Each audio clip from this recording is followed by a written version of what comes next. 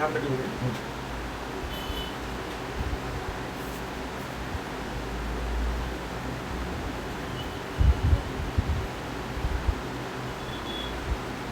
क्या हुआ था?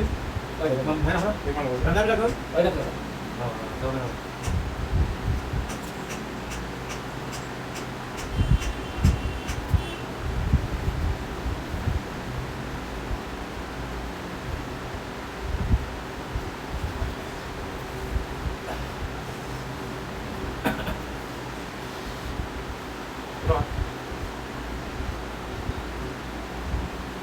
यहाँ तक गलती हुई।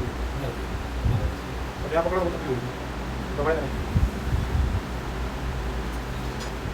वजन में कुछ नहीं डालो। नहीं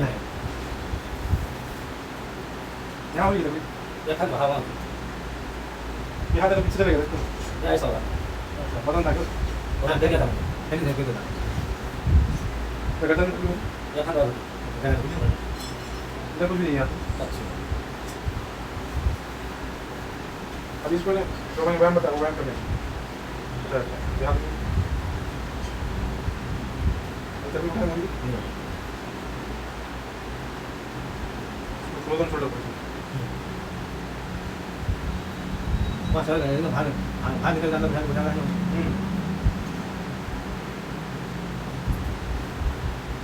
ये क्या मालूम पड़ेगा?